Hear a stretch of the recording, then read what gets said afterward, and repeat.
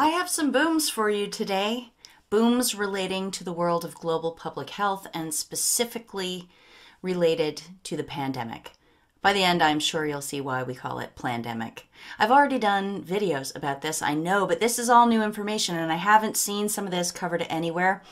The information is going to include new background on Event 201, on Anthony Fauci. We're going to talk more about Bill Gates and some of the characters we've already discussed.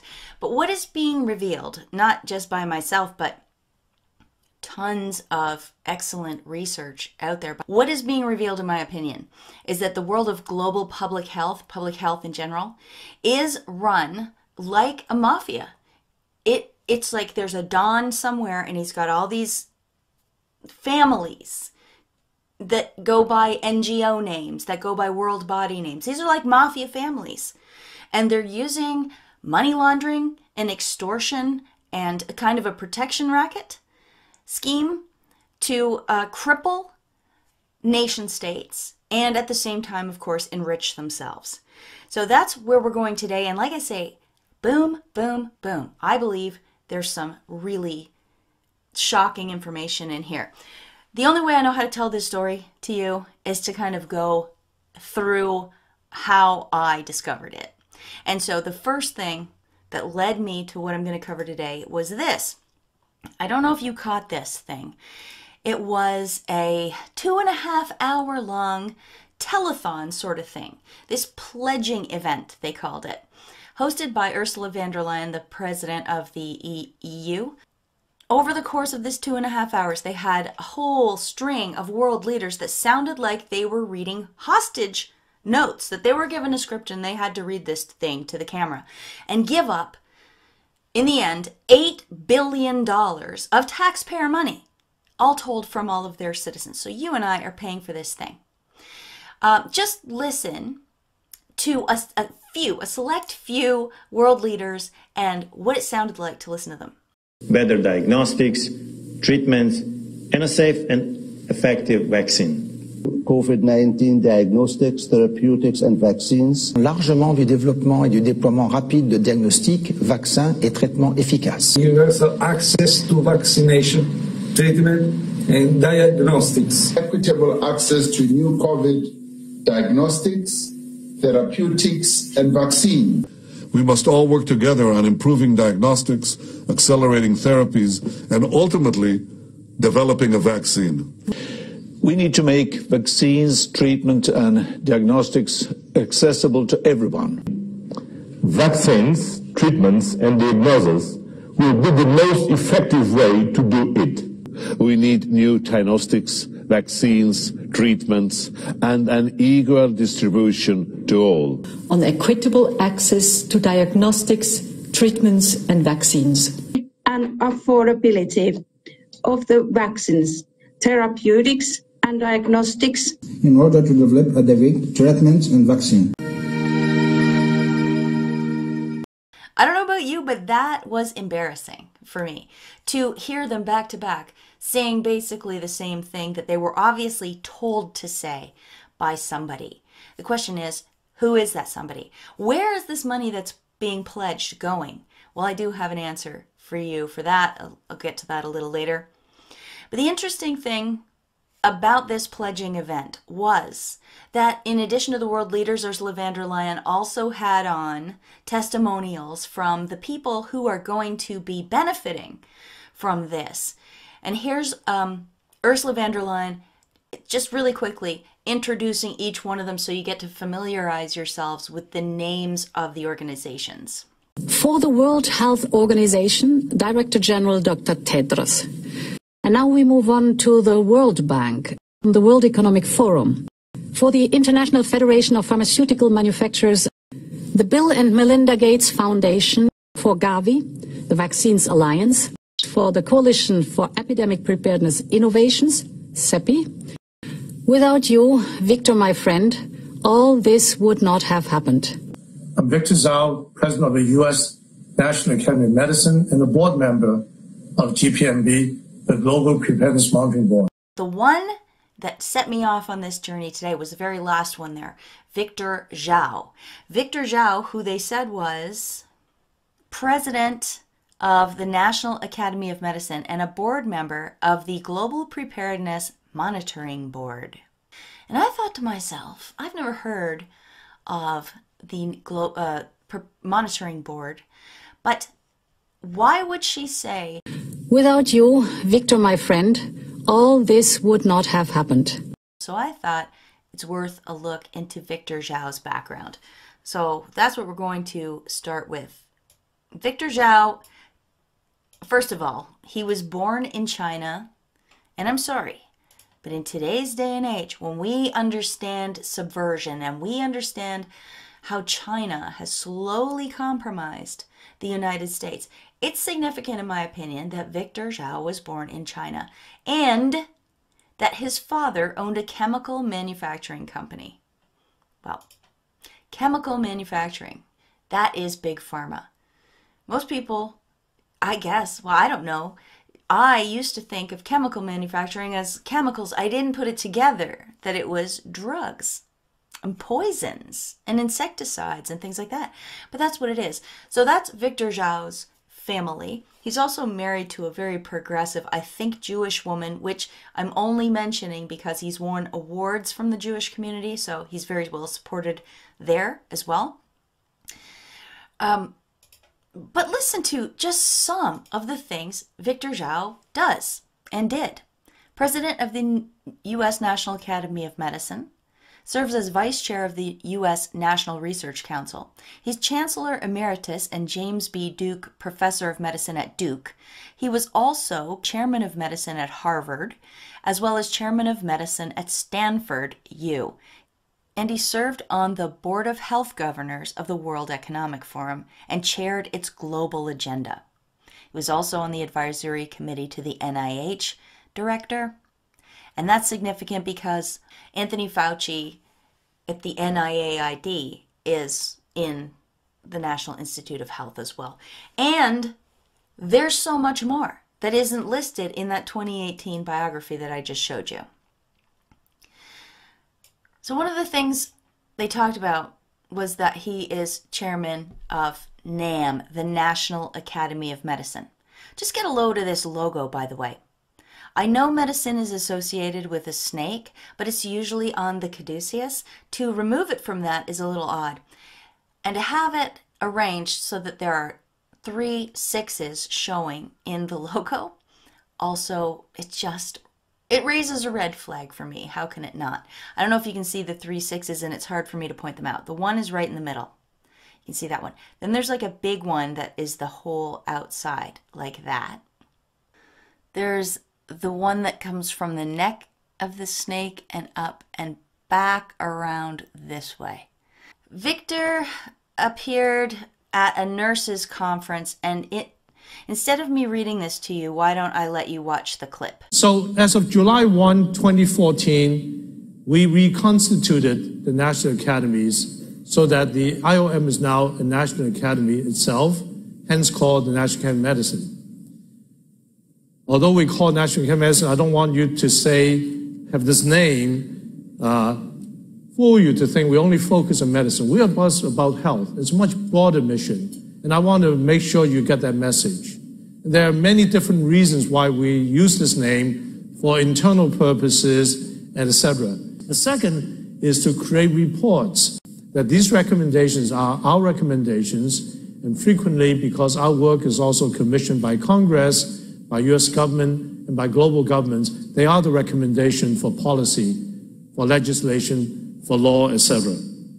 Did you notice that he tells them not to be confused by the name? And he said, we use that name for a lot of reasons. It almost is like we need to keep up credibility, we need to keep up appearances. The National Academy of Medicine, which was founded by an act of Congress, is no longer part of the government. Here is how the National Academy of Medicine gets its funding now. From these foundations. Of note, the Bill and Melinda Gates Foundation, the Wellcome Trust, the Rockefeller Foundation, the U.S. State Department through the USAID, And the World Economic Forum, you will notice, is part of the oversight group. Some of these double up. The Wellcome Trust is part of the oversight group. The Rockefeller is part of the oversight group. To me, when I discovered that, that was a boom. The National Academy of Medicine is actually a 501c3 organization, a foundation, and it's funded by other foundations. And it just so happens it's funded by some of the usual suspects. I mean, just for your reference and records, here is a graphic. All right, the other thing that they said that he was part of is this GPMB, Global Preparedness Monitoring Board, and I was very curious about that as well. It turns out you don't even need to look hard. The GPMB is the World Health Organization and World Bank. You can see it's co-convened in May 2018 by the World Bank Group and the World Health Organization. So it just made itself a seemingly independent organization. So when the public hears it, they're not going to think, oh, that's the World Health Organization again? That's the World Bank again? God, they do a lot of stuff. No. It's a front organization, isn't it? I mean, they don't hide it, but you have to go looking for it to find it. The funders of the GPMB are the Bill and Melinda Gates Foundation, the Wellcome Trust, Germany, and this NGO called Resolve to Save Lives, which is run by a guy called Tom Frieden, who is the former head of the CDC and the former New York Health Commissioner. He also worked on Bloomberg Philanthropies. We're not going to talk very much about him today. That's left for another dig. On the GPMB website, we see that they had commissioned several organizations to write them reports about global health. And those organizations are down here: Red Cross, Johns Hopkins, Chatham House, Wellcome. And believe it or not, they even asked themselves, the World Bank and the World Health Organization, to write these reports. Down here, they specifically thank a guy called Tim Evans, and we're going to get to him in a minute. Just remember that they said that. Here's the reports that resulted from this commissioning. I just want to draw your attention to this particular one, which was written by the Independent Oversight Committee for the WHO Health Emergencies Program. The title of it is From Never Again to the New Normal. That's kind of creepy, because aren't they constantly saying that to us right now? The new normal, the new normal. And that report was written before this one, which came out in September 2019. I know that because this report, written by the GPMB, took the results of all of these and then made sort of a synopsis document here. I'm going to give you now a very quick look at their 7 most important points that came out of all of those reports. You're going to love it. The GPMB says 7 urgent actions to prepare the world for health emergencies. They must prioritize and dedicate domestic resources and recurrent spending for preparedness towards the Sustainable Development Goals. That's point 1 of what the GPMB wants, and what all those other 7 organizations recommended as well. Remember that. So here's points 2 and 3. Countries and regional organizations must lead by example and follow through on their political and funding commitments. They must build strong systems. This is point number 3. Heads of government must use a whole of government and whole of society approach. They must prioritize community involvement in all preparedness efforts, building trust and engaging multiple stakeholders. I don't like this whole of government plus whole of society approach to preparedness, because what does that sound like? That sounds like totalitarianism. And isn't that what it feels like we're living under today, with everybody get out at 8 o'clock and clap? Oh, clap and show your commitment to our preparedness efforts or our response efforts. Wear the mask or else you're a pariah. Snitch on your neighbors if they're not doing what they're supposed to do. Yeah, it reminds me of what we're going through today a lot. Here's points 4 and 5, which also have to do with funding. They must ensure adequate investment in developing innovative vaccines and therapeutics, and more financing, money for the International Monetary Fund and the World Bank, and also, down here where the arrow is, funding replenishments of the IDA, Global Fund to Fight AIDS, TB, and Malaria, and Gavi. Gavi and the Global Fund, those are Bill and Melinda Gates efforts. And the IDA, well, I noticed that it had a very similar logo to the World Bank. And of course, that's because it is part of the World Bank. And here's just more. Increase funding. That's point number 6. You see how they worked it. The World Health Organization and the World Bank created this seemingly independent body called the GPMB.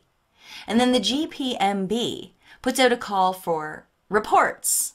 And they ask Johns Hopkins, Chatham House, Wellcome, International Federation of the Red Cross and Red Crescent, and the World Bank and the World Health Organization to write these reports. And then this organization aggregates the results of these reports and makes another report in which it recommends increasing funding to all the people who fund the GPMB and the World Bank and the World Health Organization. I wanted to have a closer look at one of those reports. So I opened up to the Johns Hopkins Center for Health Security, and it dawned on me, Johns Hopkins is the organization who put on Event 201. The Johns Hopkins Center for Health Security, in partnership with the World Economic Forum and the Bill and Melinda Gates Foundation, hosted Event 201, a high-level pandemic planning exercise on October 18th, 2019. What? And wait a second. This report from the GPMB came out in September 2019. And October, they held the pandemic planning exercise. Now remember I told you it's good to remember Tim Evans was thanked particularly by the Global Preparedness Monitoring Board he used to work at the World Bank? Okay, there's Tim right there. Tim also appeared at Event 201. We're not going to get into his background right now. What I want to do instead is play you a clip of Tim speaking as a panelist at the Event 201. Everybody gets excited around a table like this in the moment, and then you move on, and it's back to business as usual. And it's this panic and neglect problem that we have, which is very difficult to prospectively develop real preparedness. So I think there should be somewhere, maybe it's out of the GPMB, and a number of people here are the Global Preparedness Monitoring Board. The GPMB is the World Health Organization and World Bank. When the public hears it, they're not going to think, oh, that's the World Health Organization again? That's the World Bank again? It's a front organization. There should be a time-bound plan with very clear targets with respect to what would constitute a new level of global preparedness. And we should look at what's required to get that financed, but that it has some real accountability to agents that lie behind or are advocating for a stronger global governance. What was his main point? We need to get that financed. To get that financed, he said. He laments the fact that they do these planning things, but because there's never pandemics, people don't tend to follow through on their funding. So they need something that's going to get this financed for once, he says, right? In October 2019, Tim Evans of the World Bank, that was his main concern.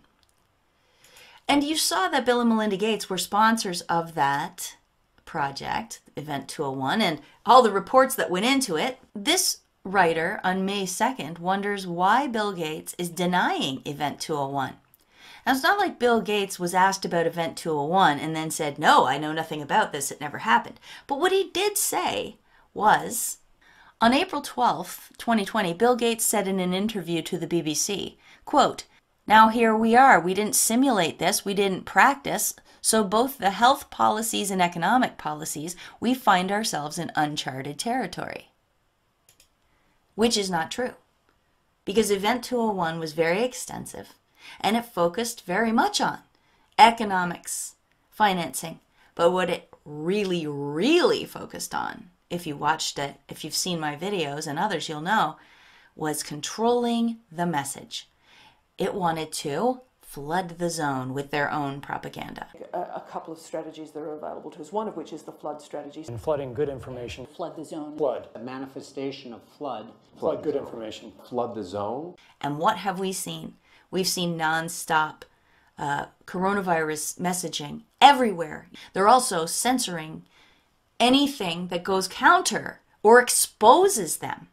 For example, my video on Event 201 that I did months ago, which got almost 400,000 views, ixnay. They're also trying really hard to censor Judy Mikovits's anything she does, they try to censor it because she's exposing Dr. Anthony Fauci for the fraud that he is.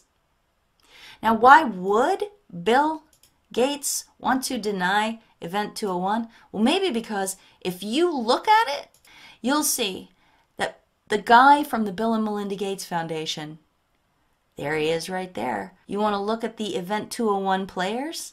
Christopher Elias, along with Timothy Evans and many others. Chris Elias, he is the face of the Bill and Melinda Gates Foundation. I thought to myself, while I'm looking at board members, let's look at the board members of the GPMB, the Global Preparedness Monitoring Board, who we now know was involved in the background setup of Event 201. Let's look at the board. Well, there's Victor Zhao, there's Chris Elias again, and there's Jeremy Farrar. Hang on. There's Jeremy Farrar. There's Jeremy Farrar. Wow, I'm starting to see a massive pattern emerge, aren't you? And this guy, George Gao, he was also at the Event 201 as one of the players. And he is from China's CDC, China's Center for Disease Control. But you notice I blacked one of the people out. I redacted them. And that's because I want you to have been fully prepared for the boom. Are you ready? Who lies behind the redaction? Anthony Fauci. Anthony Fauci, the guy leading the coronavirus task force. You guys all already know who he is, but there he is on the board of the Global Preparedness Monitoring Board, who was responsible for commissioning all of those reports, all of the reports that gets funding from these guys over here, which made its own report that eventually translated to Event 201. There he is there with all the usual suspects. Boom. All right. Gosh, this is getting long. And I still haven't covered all the other booms. Just in case you weren't aware, Anthony Fauci gave an interesting speech at Georgetown University shortly after Trump was inaugurated, and here's what he had to say. I thought I would bring that perspective to the topic today, is the issue of pandemic preparedness. And if there's one message that I want to leave with you today, based on my experience, and you'll see that in a moment, is that there is no question that there will be a challenge to the coming administration in the arena of infectious diseases, both chronic infectious diseases in the sense of already ongoing disease, and we have certainly a large burden of that, but also there will be a surprise outbreak. And He had no doubt that there would be a surprise pandemic. How can you have no doubt that there will be a surprise? It's a contradiction in terms. But yeah, isn't that very interesting? And just let me add this little part. So from my own personal experiences, why I can say with some confidence that history tells us that we will definitely get surprised in the next few years.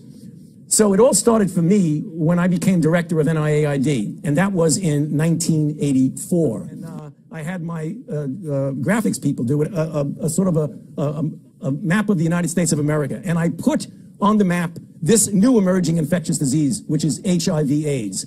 And I take that map, and one way or another, Every single time I testify before the Congress, particularly for my budget, almost always for my budget, and I talk about global health and emerging infectious diseases, I add one, sometimes two, sometimes three, either new diseases or re-emerging diseases.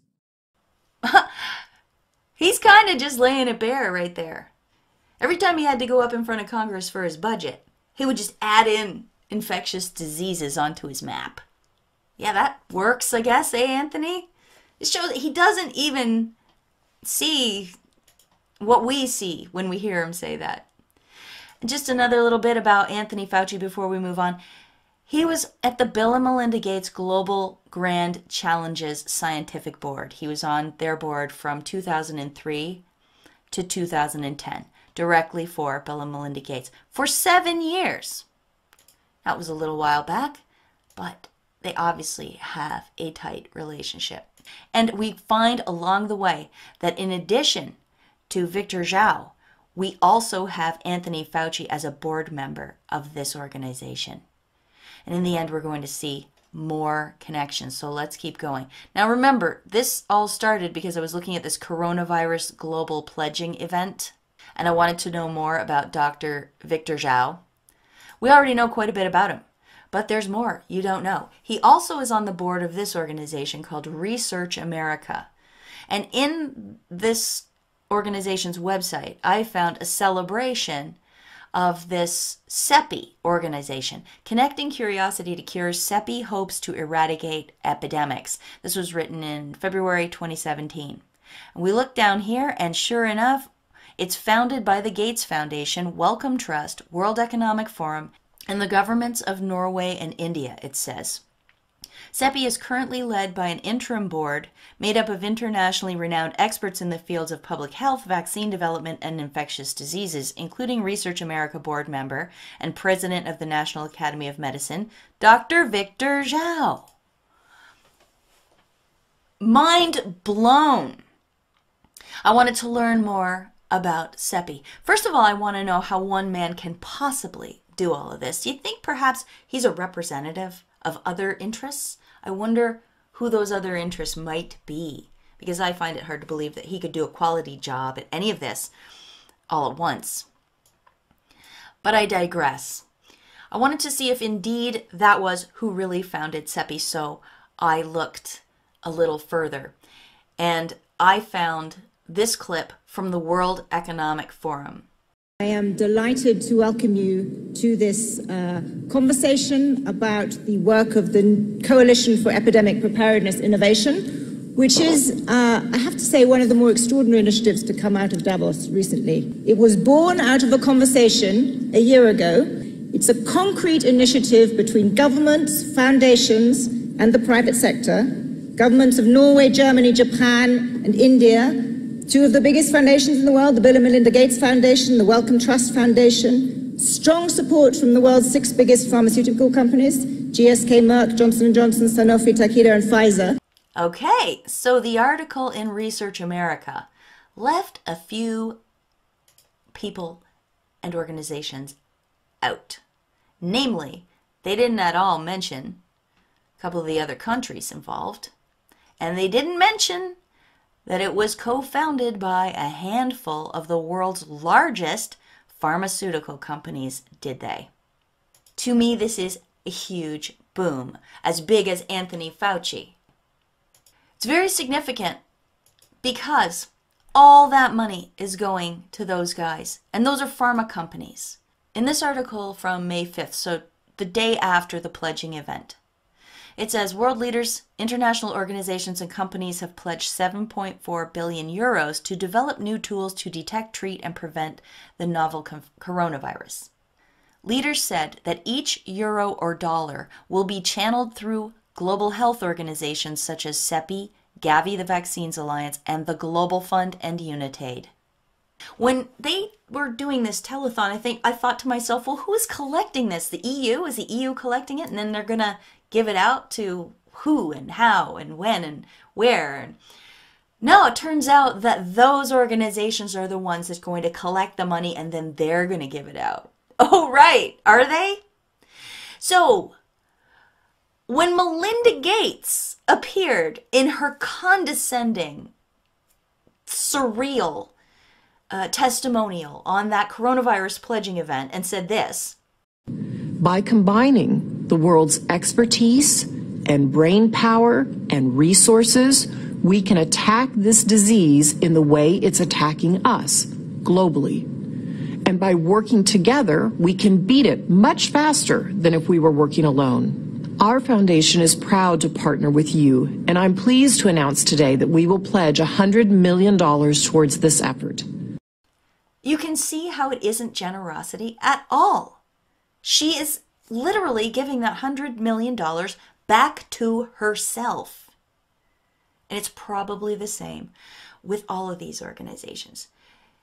They have ways of translating that money into business gains for them outside of their foundations. Bill and Melinda Gates, as James Corbett just explained on his excellent video, which I will link to in the description box, he just explained that the Bill and Melinda Gates Foundation exists, but Bill and Melinda Gates also have something called the Bill and Melinda Gates Foundation Trust, which is where they can profit. And these things work together. They push for vaccines, and in the meantime, they're investing in vaccine companies with their trust. And all of these guys are doing the same thing. Okay, they set all of this up. They set this up as the repository for where they were going to demand we send the money to, right? The World Economic Forum mafia, basically. The Davos set, that's them again.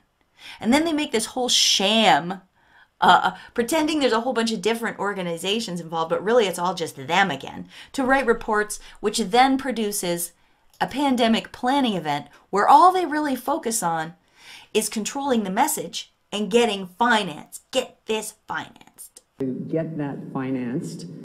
Then what happens? Boom! A real coronavirus pandemic happens. Really? Incredible. It's basically like protection money racket. When the mafia comes swinging into town and they go into the new, they go into the pizza parlor and they say, there's a problem around here with your windows getting smashed out. We can help you with that. We can make sure your windows don't get smashed out. And the person says, the pizza parlor owner says, there's no problem. I've never seen anybody's windows get smashed out. And that night after he locks up, sure enough, his windows get smashed out. And now he wishes he had have paid the protection money, right?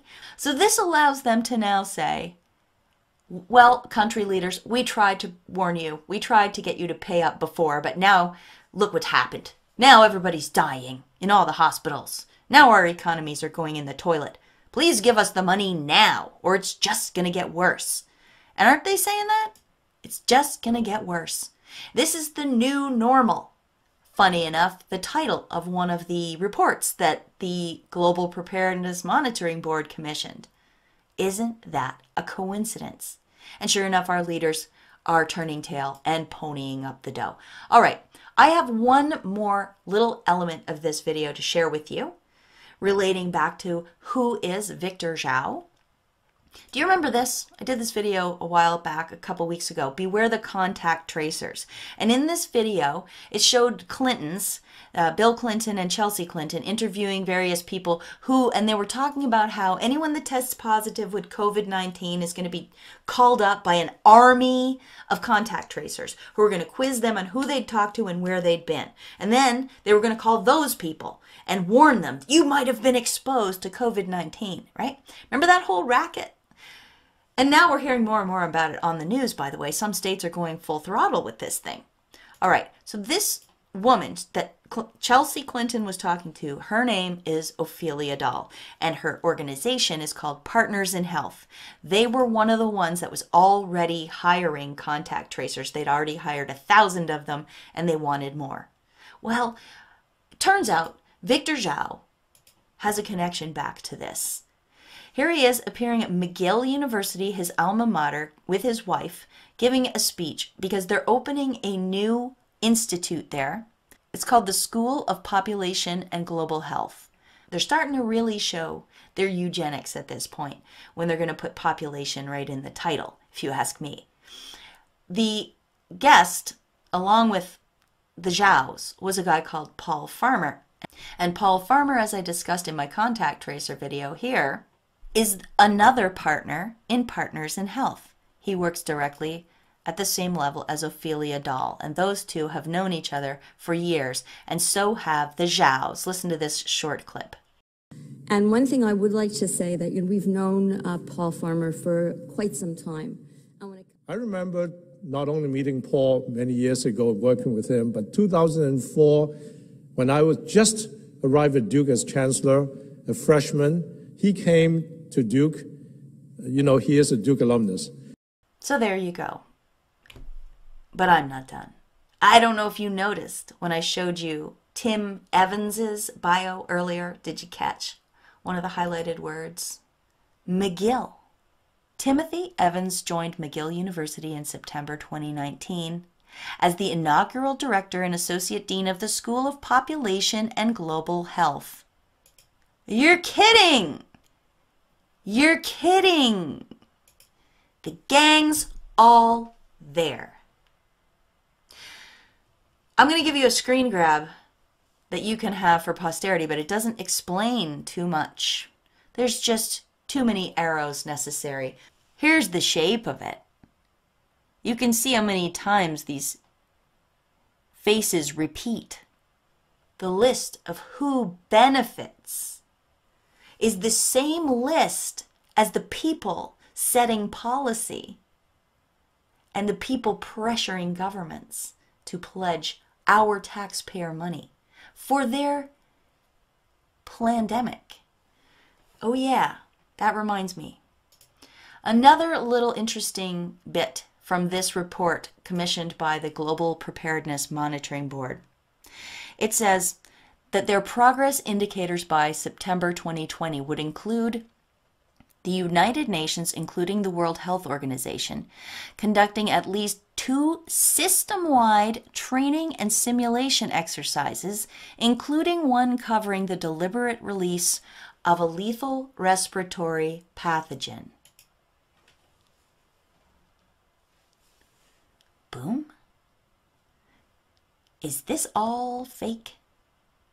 Is this a system-wide training and simulation exercise by the WHO and the United Nations? Is that what this is? And if it is, are we in for another one? Because they said they want at least 2. Could that be why Anthony Fauci was so certain there was going to be a surprise outbreak? Ask yourself how anybody's certain of a surprise. And what about this? U.S. could be in for a bad fall and a bad winter. A second round of the coronavirus is inevitable, says Anthony Fauci. Yeah, well, that would help them, wouldn't it? And it would be true to their plan, put out by the Global Preparedness Monitoring Board that we know Anthony Fauci is a board member of. All right, guys. I'm going to stop talking now. I hope you enjoyed this video. I hope you could follow it. If you would like to support my work or say thank you for the work you've seen over the past little while, you can drop me a tip at my paypal.me address, which will be in the description box below. Also, I have a P.O. box where I accept other forms of payment. Not payment, just tips. So thank you so much to everybody who has taken the time to do that. I love your letters. I'm going to have to do another mail thing, I think, but maybe I'll just post it on BitChute. I like to kind of keep my channel to newsy stuff. Don't forget to follow me over on BitChute. I will put my link in the description box, and I'm on Twitter at 99freemind. I know I said I was quitting, but I haven't yet. What else can I tell you? I don't know. I'm going to link a bunch of references down in the description box, along with that excellent video by James Corbett exposing more about Bill Gates and the whole scamdemic. All right, everybody, thanks for listening. Until next time, peace out. Today, I have some updates to the global public health mafia swamp. More connections came to light after I did my last video, so I want to share those updates with you today. There's kind of three different topics, but they all surround, of course, the pandemic, the coronavirus, and the characters involved in that. So for the first story, I have to remind you that Anthony Fauci at the NIAID gave money, a total of $7.4 million over a number of years, to the Wuhan Institute of Virology in Wuhan, China. And as we all know, that is the epicenter of the current coronavirus pandemic. Now there's debate about whether it was, manipulated in a lab or whether it was a purposefully released bioweapon, whether it escaped. Nobody is in agreement as to what happened there. But one thing everybody does agree upon is that the Wuhan Institute of Virology had some sort of role in the current pandemic. All right. Now, I found a press release from the Wuhan Institute of Virology that had an interesting couple of factoids in it. Here's the article. Here's the press release here from November 21st, 2018. Experts of public health from 10 African countries visited Wuhan Institute of Virology and CAS, that's the Chinese Academy of Science. And it says, since its establishment, the CGPH has managed and implemented foreign aid mission assigned by the National Health and Family Planning Commission and the Ministry of Commerce of China, as well as international cooperation projects funded by the United Kingdom Department for International Development and the Bill and Melinda Gates Foundation. Boom. There you have a direct connection to China, this CGPH organization, and the Bill and Melinda Gates Foundation. What projects are the Bill and Melinda Gates Foundation sponsoring through the CGPH? We don't know, but that is a pretty interesting funding arrangement they've got there.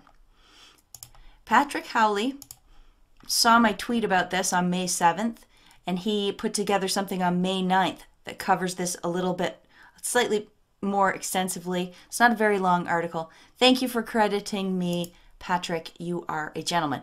I have another story by Patrick Howley coming up in this as well, and I will leave links to them in the description box. Further, on the Wuhan Institute of Virology site, we see they have a section on their committees. One of the committees is called the Scientific Advisory Committee of Center for Emerging Infectious Diseases. And just a few things that caught my eye were that the director is in Australia. The deputy director is in France. So the Wuhan Institute of Virology has a lot of international projects, personnel. Here's someone from Malaysia, another one from Australia, Texas. Stefan Wagner from the National Microbiology Lab in Manitoba, Canada is an interesting one. We'll talk more about that later. Here's another one from France. And the Wuhan Institute of Virology has another committee, International Executive Committee of Performance Evaluation. The director is from Duke University, USA. And I don't know if you remember from my last video, was mostly focusing on a guy called Victor Zhao. And he's a Duke alumnus, as is Paul Farmer is a Duke alumnus. And we're going to talk more about Paul Farmer soon. When we look at the Center for Global Public Health's page on the Chinese CDC site, it says it was established in August 2016 with the main responsibility of achieving China's global health strategy, implementing the National Public Health Aid Mission, and planning and managing international public health cooperation projects. And here again, down at the bottom, it confirms that they carry out international cooperation projects funded by the UK Department for International Development and the Bill and Melinda Gates Foundation. I should mention that the Chinese CDC had a representative at Event 201, a guy called George Gao. We'll see him in a minute. I searched for more information on this, and I didn't find anything specific. It doesn't seem to have its own website independent of the one on the Chinese CDC, and it has mentions, as I showed you, at the Wuhan Institute of Virology. But when I do search for that phrase, this comes up. They do have, on the University of Manitoba, a page that is about the CGPH. One of their partners is China, but it's not at Wuhan, it's Sichuan University. So I'm not sure if it's the same thing or not. However, if you recall, in the Wuhan Institute of Virology committee page, they do say that one of their scientific advisors is Stefan Wagner, National Microbiology Laboratory, Public Health Agency of Canada, Winnipeg, Manitoba. And interestingly enough, the University of Manitoba is where our National Microbiology Lab is, a level 4, same as the Wuhan Institute of Virology. It's the same, that it's at the University of Manitoba. So I'm not sure if these things are connected or not, but it would be very interesting if they were, because if U of Manitoba's Center for Global Public Health is the same thing as the Chinese Center for Global Public Health, it would go far to explain this news story from July 2019, in which Chinese spies were kicked out of the Manitoba Microbiology Lab for alleged spying. 2 of them worked for the University of Manitoba as well. And that's this story from July 15th, 2019, CBC News. Dr. Zhangguo Qiu works in Level 4 containment at the National Microbiology Lab in Winnipeg. She was part of the team that developed ZMapp, a treatment for Ebola. The University of Manitoba has cut ties with 2 researchers who were escorted out of the National Microbiology Lab in Winnipeg earlier this month until an RCMP investigation is complete. So, I don't know if these things are connected, but if Bill Gates Foundation and the UK International Development Department both fund the CGPH, I wonder if there's Gates money flowing into the University of Manitoba through that program. And I wonder if any of that was going towards projects at the Level 4 Microbiology Lab. Wouldn't that be interesting? Now, there's something else to this story. Just after the outbreak began in North America, a guy called Frank Plummer mysteriously died in Kenya after going on a safari, and he was there apparently to deliver a keynote address on AIDS, because Frank Plummer was a Canadian scientist, academic, and HIV/AIDS researcher. He was a recognized specialist in infectious diseases whose work influenced public health policy in Canada and abroad. He was very famous in the world of AIDS at the same time as Anthony Fauci was making his name in the world of AIDS, and he worked at the University of Manitoba. He was part of that virology lab. Plummer was born and raised in Winnipeg, where he headed up Canada's National Microbiology Lab for several years. Here's the article about him dying. It was on February 4th. So like I said, just after the virus started gaining traction in North America. So it's very curious. At first they didn't release his cause of death, and then later they said it was a heart attack. But look at this interesting little tidbit here. Plummer was most recently living in Toronto, where he underwent experimental brain surgery to fight alcohol addiction. He was believed to be the first person in North America to undergo deep brain stimulation for that project. That's very curious, and that ties over to a guy called Charles Lieber, who had just been arrested the week before Plummer died in Kenya. And Charles Lieber's work was all about injecting this tiny, tiny nano mesh into people's brains to control specific neural circuits. And this Frank Plummer died shortly after he received that experimental treatment on his brain for alcoholism. Now, I'm not saying it's the same thing, but it's just an odd coincidence. Here's Lieber here. And he was arrested January 28th. The complaint alleges that Lieber had lied about his affiliation with the Wuhan University of Technology, which is not the same thing as the Wuhan viral lab. I can't keep my words straight. It's not the same thing, but it's in the same general, it's in the same vicinities. So Charles Lieber, 60, who is the chair of Harvard's Chemistry and Chemical Biology Department, is accused of lying about working with several Chinese organizations where he collected hundreds of thousands of dollars from Chinese entities and did not report it. His work, here's something from 2015, a flexible mesh to record the brain.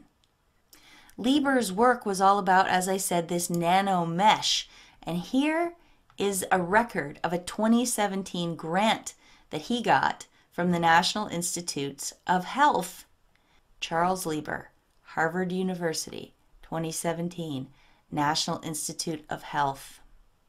So as I said, Frank Plummer mysteriously dies a week after Charles Lieber is arrested, and just a little ways into the coronavirus epidemic exploding, so they say, in North America.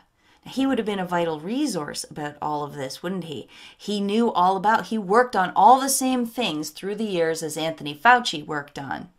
All the same things. And just when Canada might need to call on his expertise, he dies. And he dies not too long after getting some kind of experimental brain treatment. Now, there's more.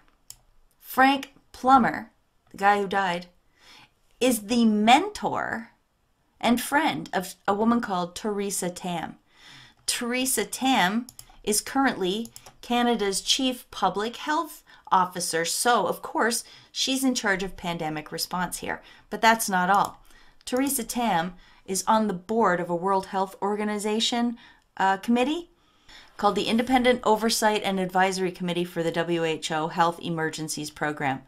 There she is right there. You can see where the arrow's coming from at the very bottom there.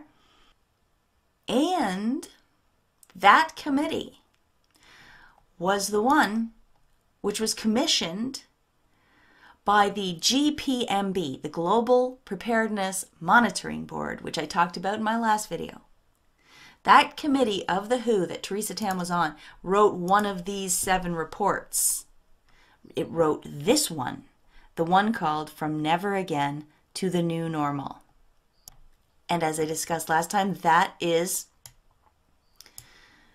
the report, one of 7, that led eventually to Event 201. To refresh your memory, here's the Global Preparedness Monitoring Board. This is some of their board of directors. This is just the first 6 people. And already you can see there's Victor Zhao, there's Chris Elias. He's from the Bill and Melinda Gates Foundation. He took part in Event 201. Here's George Gao, who I told you about earlier, from the Chinese CDC, represented at Event 201.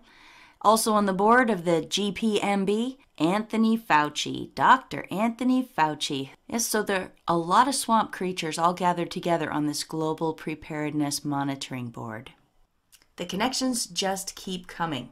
All right, let's move to the next story, which is about this Neil Ferguson, who was the guy that wrote the first modeling program for the coronavirus to see how it was going to spread, and he predicted huge death tolls. You recall this guy? This on April 2nd, they're talking about him being one of the highest profile faces in the effort to use mathematical models that will predict the spread of the virus. And then fast forward to May 6th, Professor Lockdown Modeler resigns in disgrace.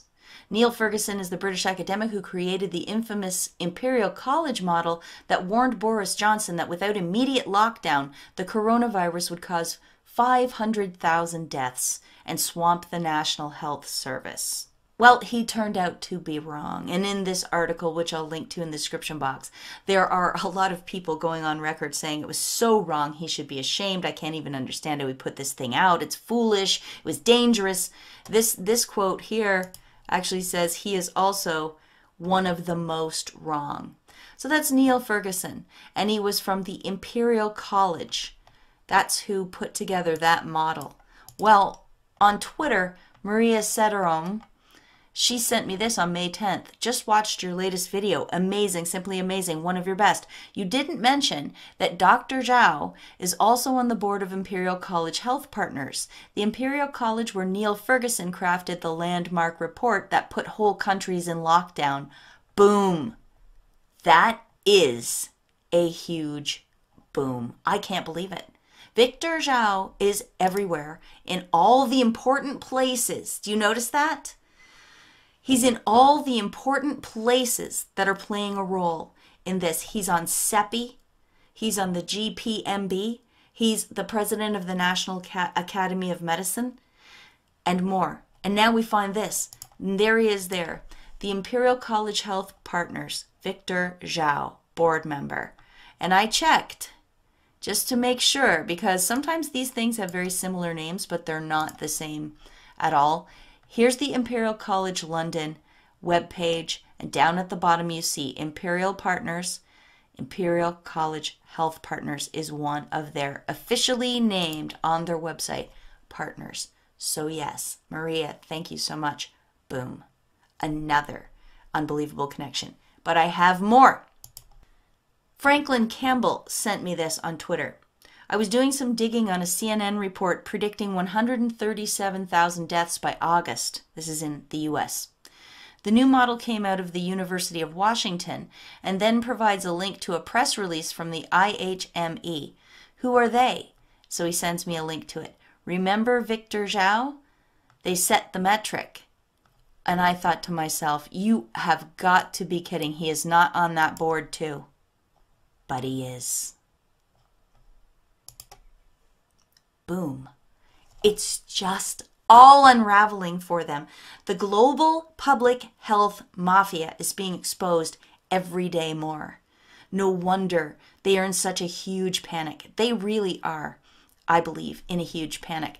This stuff is toxic to them. This is the sunlight that all vampires fear. And I am so stoked to see so many people engaged and involved and sending me these things and allowing me to be a part of it. And all of the other researchers doing incredible, incredible work. There's so much going on out there. Incidentally, the IHME also has on its board Jane Halton, who was a participant in Event 201. She was also one of the players. It's just one big incestuous group. And just in case you aren't sure who the IHME is and how significant they are, this is just the first 3 news articles that pop up on Google. Coronavirus, IHME prediction increases U.S. deaths. National Post 6 days ago. Horrible thing. Researchers double the U.S. COVID-19 death tolls. The IHME projections. U.S. researchers predict 135,000 coronavirus deaths by August. IHME. They are key in the fear factor. And the funny thing is, the White House task force was using the IHME and it was coming back with lowish numbers at the beginning. And Trump was relying on it quite heavily and he's saying, look, even the models are saying it's not going to be that bad. And all of a sudden, 6 days ago, boom, they used new parameters and now all of a sudden, it's going to be a dire health crisis again by August. See how that works? They weren't getting the fear levels they wanted, I guess. So they just changed a few things in their formula and boom, it's scary again. Okay, what's next? Okay, yes. This is more news on Partners in Health. Do you remember that? That was about the contact tracing. Patrick Howley at National File has unearthed some shocking details that I didn't see when I did my report. Let me just read this to you. Partners in Health was recently selected by Massachusetts Governor Charlie Baker to conduct coronavirus contact tracing, a process that involves teams of investigators finding out who infected people have come into contact with. The group is already, quote, training and deploying hundreds of contact tracers. Some citizens fear the potential for mass surveillance posed by contact tracing, especially in light of a Democrat-introduced bill in Congress to authorize contact tracing, quote, at individuals' residences. This is that H.R. 6666. Again with the 666, right?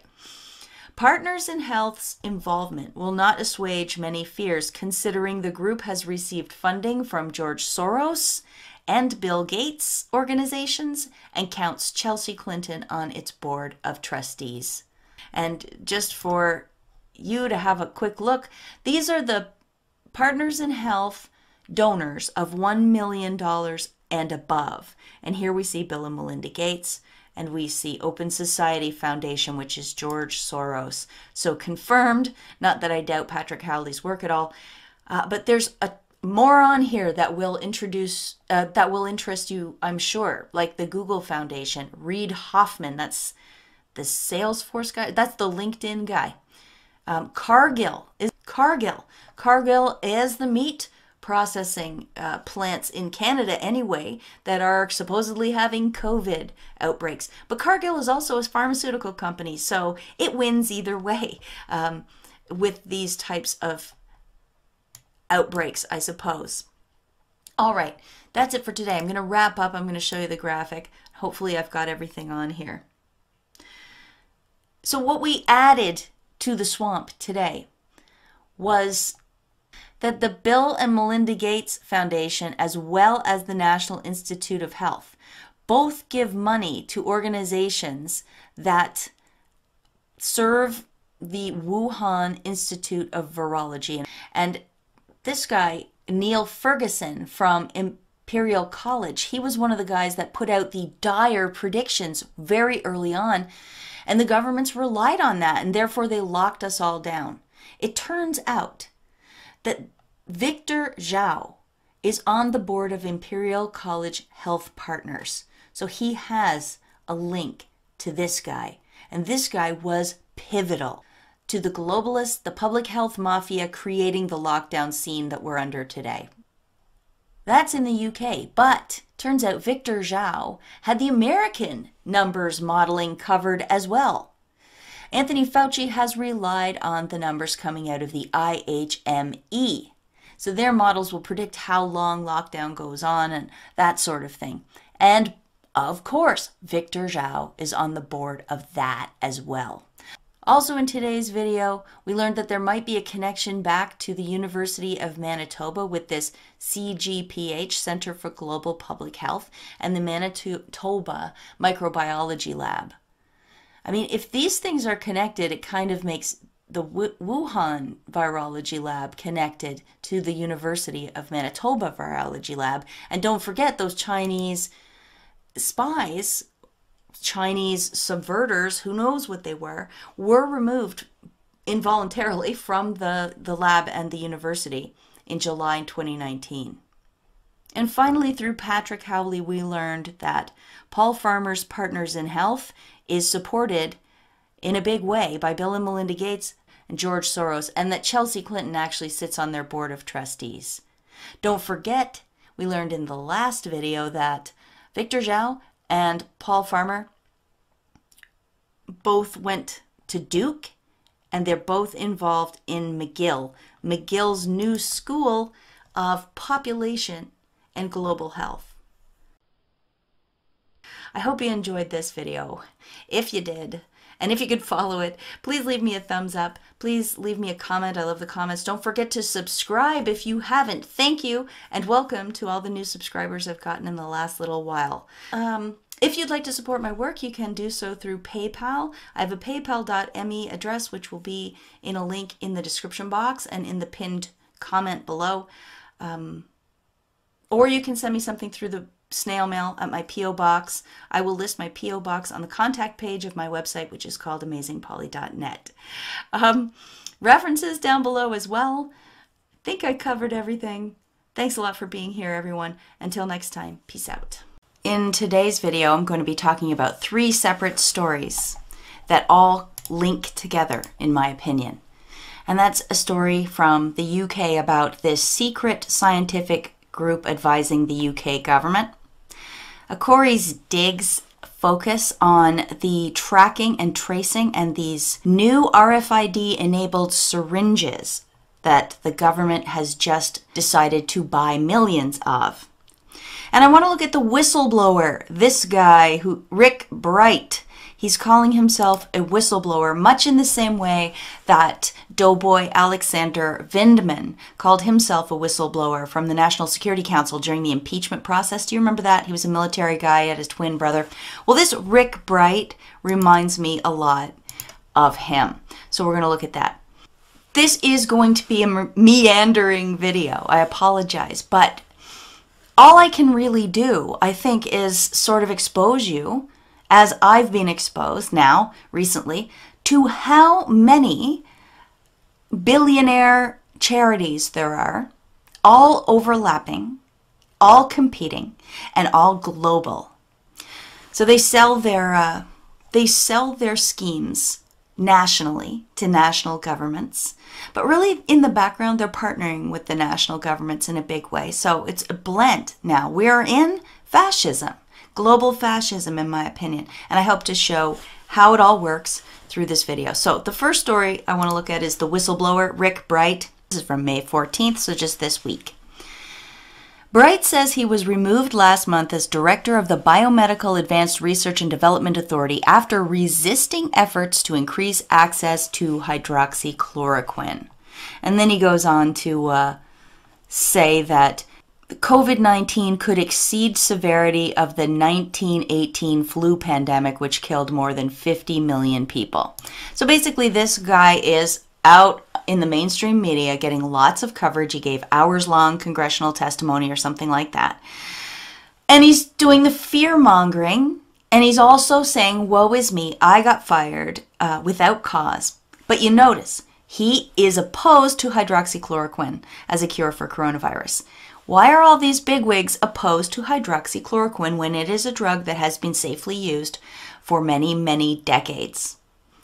I argue it's because they all want the vaccines. They've all been working in the background for a long time to get the vaccines, and they won't be able to get the people to accept the vaccines if there is a non-vaccine treatment available. And also, of course, his fear-mongering helps people to call on the government to quickly get a vaccine to keep this stuff under control. So he mentioned that he worked for Biomedical Advanced Research and Development Authority, BARDA, and that is a part of the U.S. Department of Health and Human Services. Just note that Bright joined BARDA in 2010, which was the first year of the Decade of Vaccines project.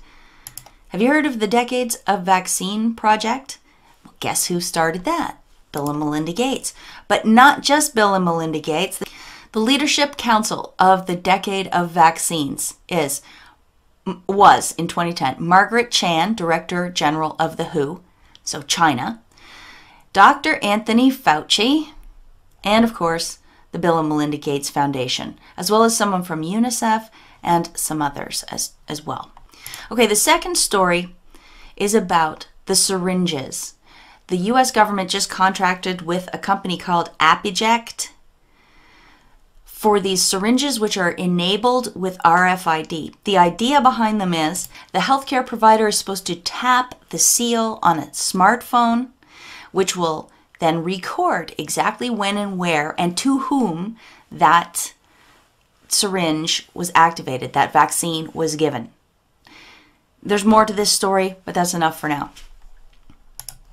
Now, that was a project of the Department of Health and Human Services. So Rick Bright would have been one of the people to recommend this company, Apiject, and this system for the vaccines. The third story that I had wanted to talk about that's connected here is who is on the secret scientific group advising the UK government. This group is no longer secret, so we're going to look at some of the members of the list in a second. But the important part about this was the group that was obviously dealing with the coronavirus response, the lockdown, whether or not people should wear masks, what medicines are effective, and all of that. So the head of that scientific group, he was the chief scientific officer of the UK, and his name is Patrick Vallance. In order to show you how all of these things link together, we're going to start by looking at Patrick Vallance and the membership of this formerly secret science advisory group called SAGE. As you can see, Patrick Vallance was on it.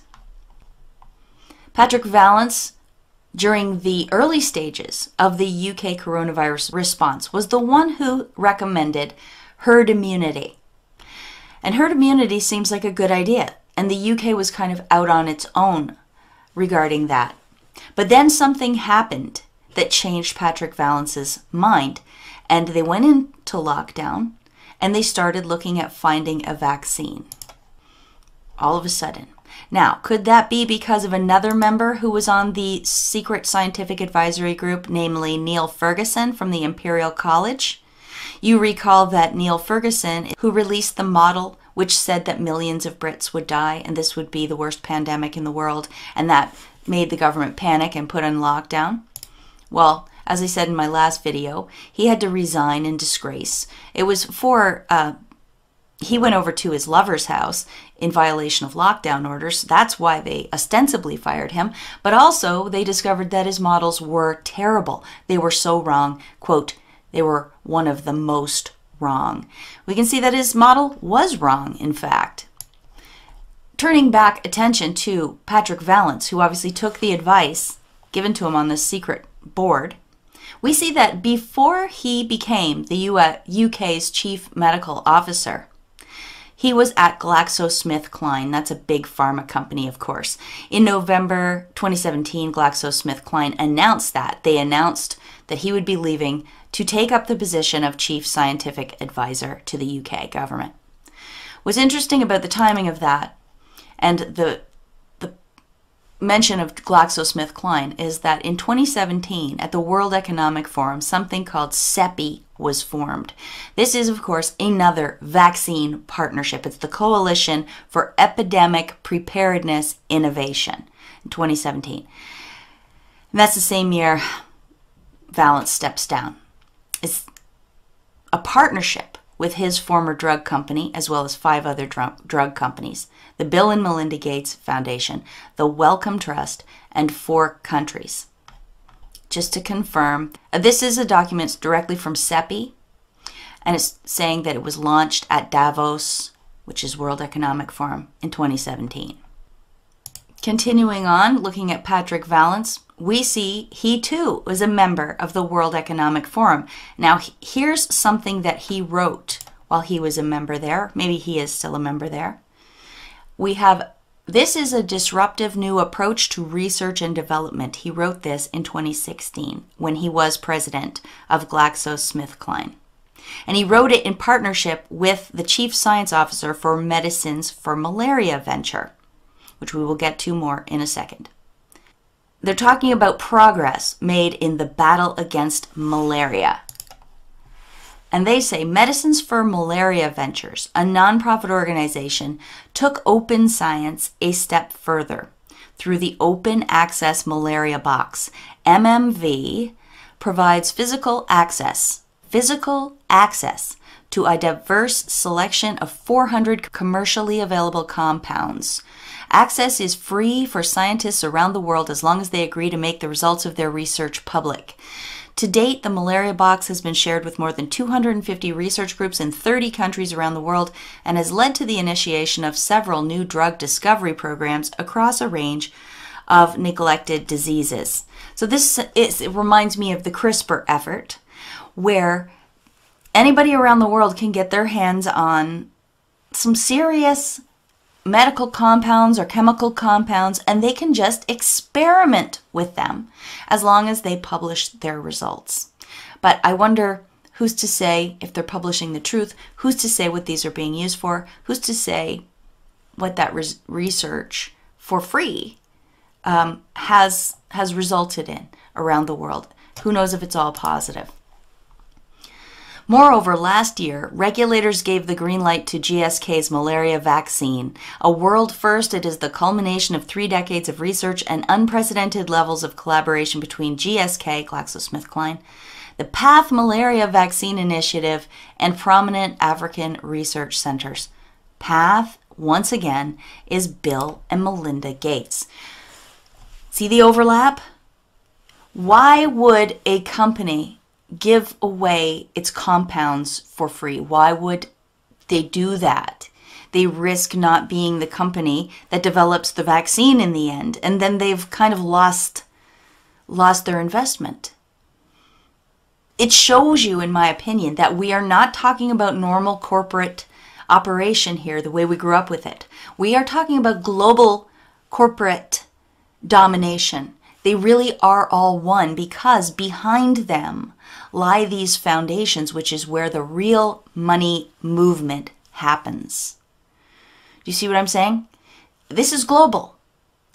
If all of these companies are sharing their wares with one another, you've got to clue in that this is not normal capitalism anymore. They keep mentioning this Medicines for Malaria venture was founded in Geneva, Switzerland in 1999. The board of directors of Medicine for Malaria venture includes people from the Bill and Melinda Gates Foundation, people from the World Health Organization and UNICEF, people from the Global Fund, which is also Bill and Melinda Gates, and even someone from Gilead Sciences. Isn't that interesting? Because Gilead is the company developing remdesivir. I call it remdesivir for my own reasons, which I'll explain in another video, I think. Also, one more member that is interesting here, Elizabeth Linder. She was a senior consulting fellow at Chatham House, and Chatham House is one of the 7 organizations that the Global Preparedness Monitoring Board commissioned to write a report, and the reports would eventually lead to Event 201 pandemic planning exercise. Also, Elizabeth Linder was the former communications and public policy associate at Google, and YouTube, and Facebook. Interesting. They want to keep the message, right? And what better way than to make sure that their boards are in compliance with the message of the pharma companies and the pharma-based non-governmental organizations. At their 20-year anniversary, Health Policy Watch had an interview with David Reddy, who's the CEO. And he tells us that MMV came out of the forward-thinking people in industry and the World Health Organization, and that MMV was incubated at the TDR. What is that? I looked it up. The TDR is a partnership, UNICEF, UNDP, World Bank, and WHO. So again, same people. You scratch the surface and you find the world government organizations behind all of this. It was behind the Global Preparedness Monitoring Board, behind the advent of most of these NGOs, behind the current public health officials in all of our countries. You just look behind everything and you find the World Health Organization and the World Bank. Patrick Vallance has one more interesting connection, and we see in this article here that he is an executive board member for Genome Research Limited, and he stepped down from that as well as his role at GlaxoSmithKline when he became the chief science officer in the UK. Here's a graphic so you can remember why Patrick Vallance is important and what his associations are. But what's the Genome Research Limited? Let's learn more about that. The GRL, Genome Research Limited, was established in 1992 and is wholly owned subsidiary of the Wellcome Trust. And who is the chair? Jeremy Farrar. Now you might not be keeping track, so let me give you a brief overview of just some of the times I have encountered Jeremy Farrar's name in my research. Jeremy Farrar shows up as a funder of the Global Preparedness Monitoring Board. Jeremy Farrar and the Wellcome Trust founded CEPI. Jeremy Farrar also appeared on the coronavirus hostage-taking / pandemic coronavirus pledging event hosted by the EU's Ursula von der Leyen May 5th.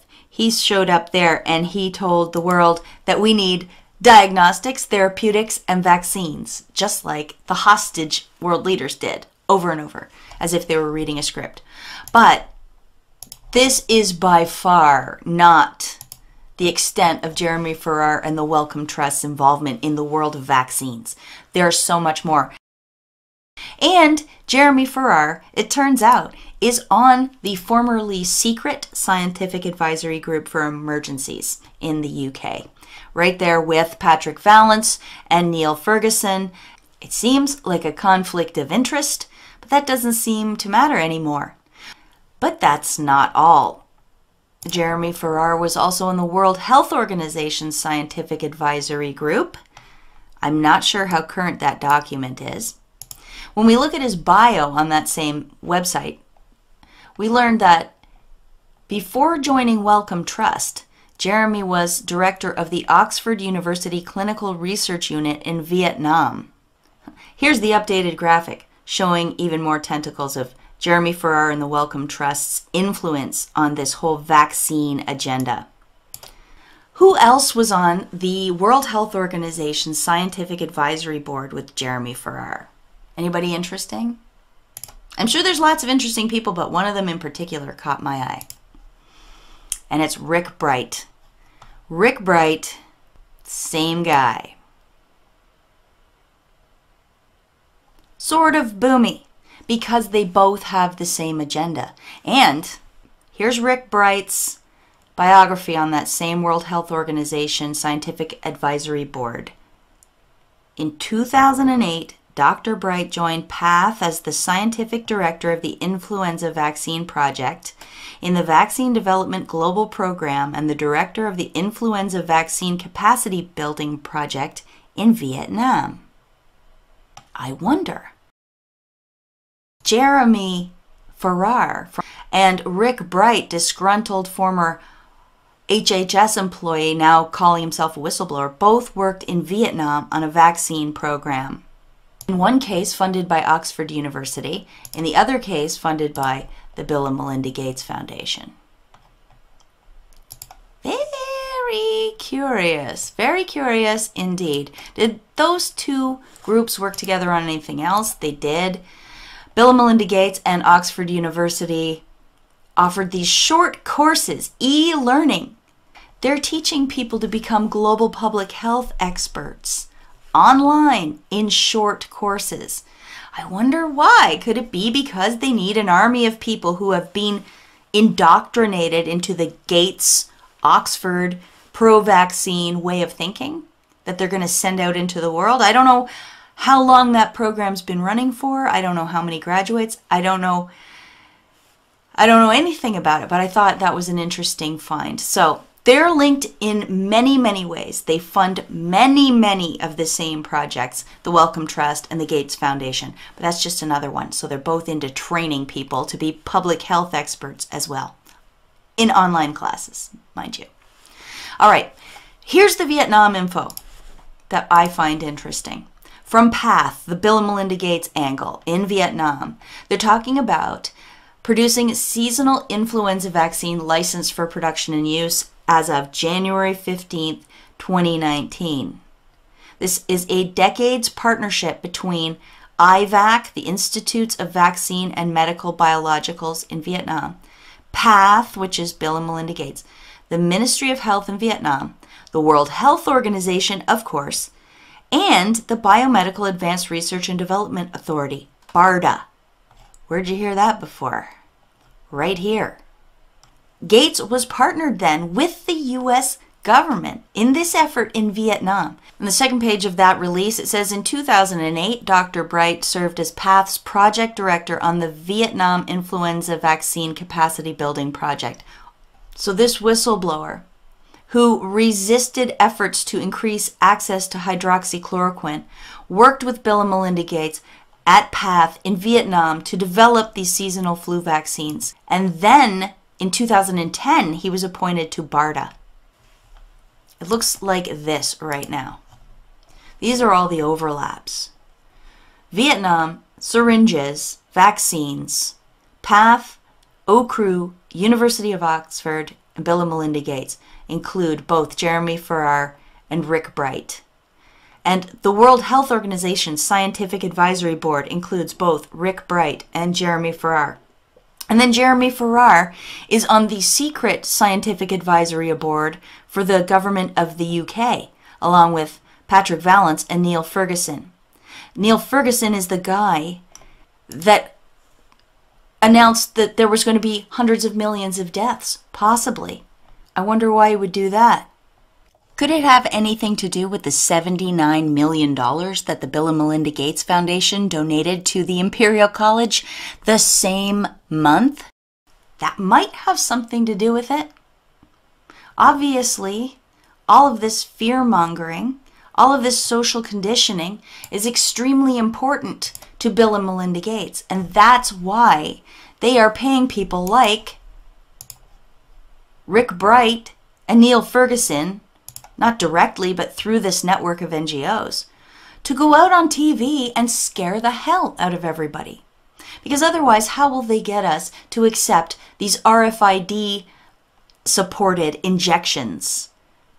How will they even get us to take a flu vaccine? They failed miserably at that in the past. So they have to make a scary flu, and they have to have their spokespeople for it. And here they are here. One thing I'll end with here that isn't directly related at all, but at least it's a piece of good news for you, is that the FDA has halted a Bill Gates coronavirus testing program. This came out on May 15th. The Food and Drug Administration recently clarified its guidance for home-based, self-collected samples to test for COVID-19.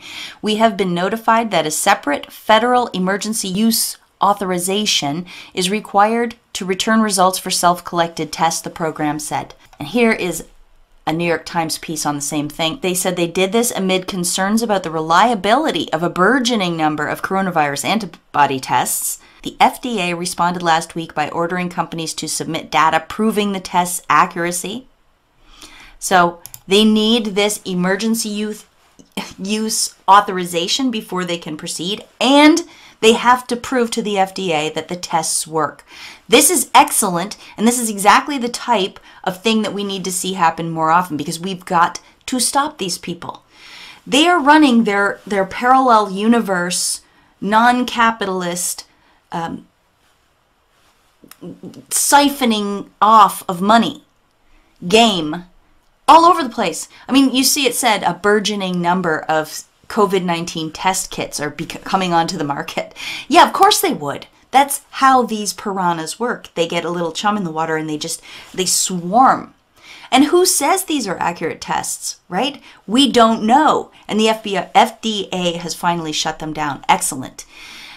As we know, the tests are the all-important ingredient for them to be able to go to the next step, which is this contact tracing thing they want to do, where if you test positive for the coronavirus, they somehow feel they have the right to contact you, quiz you, follow your health every day if they want to, and they do say that they intend to follow you and track you and ask you everywhere you've been and everyone you've been in contact with. Then these contact tracers reach out to those people. So you can see the exponential type growth and tracking control this gives these freaks, and we don't want them to be our babysitters. Shutting down these tests shuts down the number of test results that get sent to the contact tracer. So I'm really happy about that. I'm going to stop talking now.